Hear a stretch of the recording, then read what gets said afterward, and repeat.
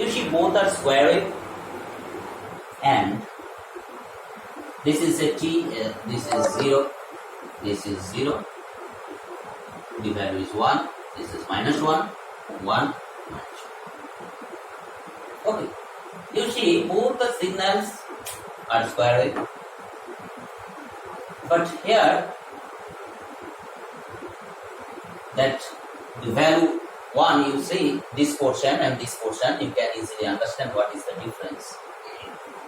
That if we shift the signal in such a way that this on stage or high stage is equally divided around 0, then what happens?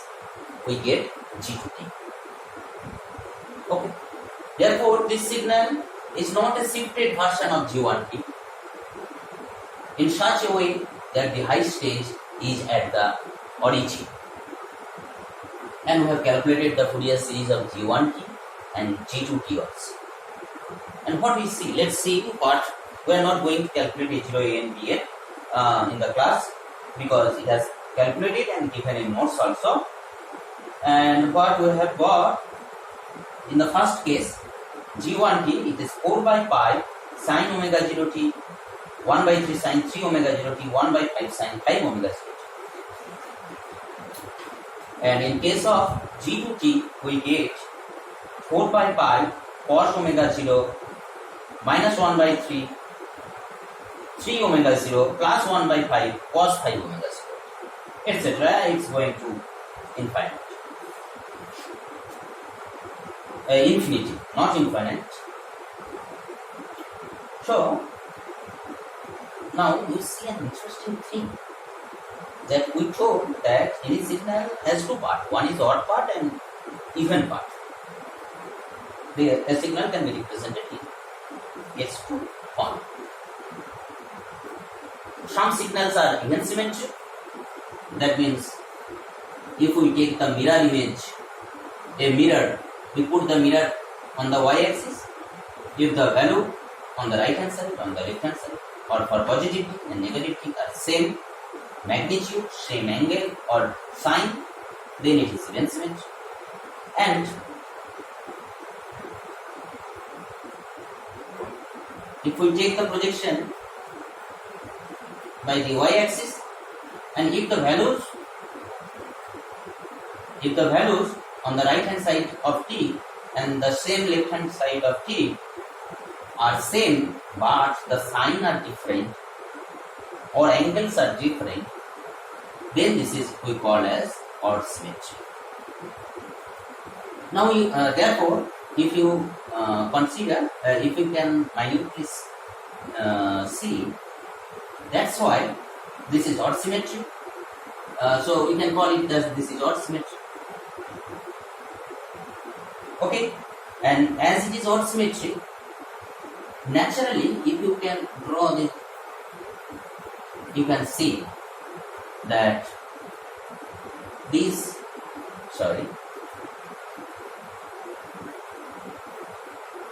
this is odd symmetry. Okay, so what we see here, that in case of if we consider a sine wave, now consider a sine wave. You see, is it odd symmetry or even symmetry? Naturally, this is odd symmetry. For positive value of t, positive value of minus t, amplitude or sign is different. One is for positive and another is positive and another is negative. So this is odd symmetry.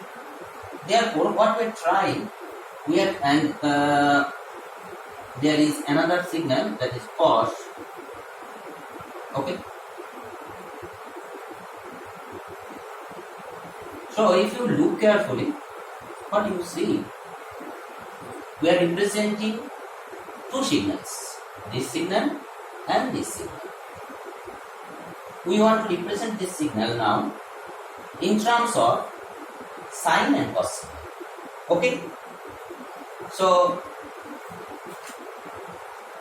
if we want to represent in terms of sine and cos, what we see, if we see minutely, that it is odd symmetry, and sine are odd symmetry, and cosines are even symmetry. Therefore, it will have only the sine parts. That is also proved from the derivation of this Fourier coefficient estimation. That means, if we want to represent in terms of sine and cos, it will only have sine, because it is odd symmetry and sinusoidal signals are odd symmetry. In the similar way, this will only have cosine part, because this is even symmetry, cosine signals are exactly even symmetry. Therefore, it will have no sinusoidal part. And if there is something, that means a signal is neither odd symmetry nor even symmetry.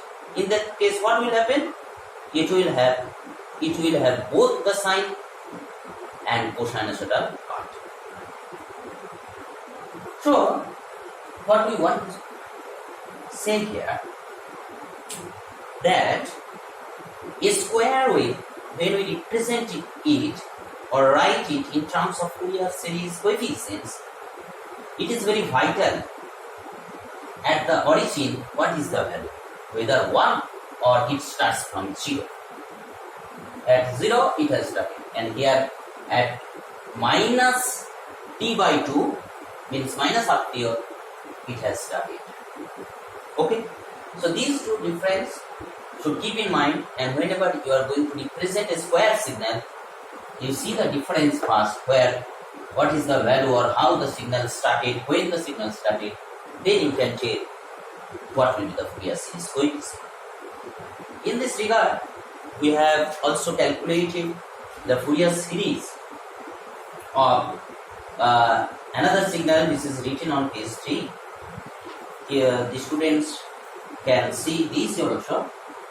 And whatever, so if we conclude the whole class, what it stands, that a signal, if we can represent it in terms of some signals which are orthogonal to each other, it may be 2 sine, it may be 2 cos, it may be 1 sine, 1 cos, okay, with different frequencies, or in terms of only cos, where cos includes sine cos, or only cos, only sine, and also in terms of exponential, complex exponential.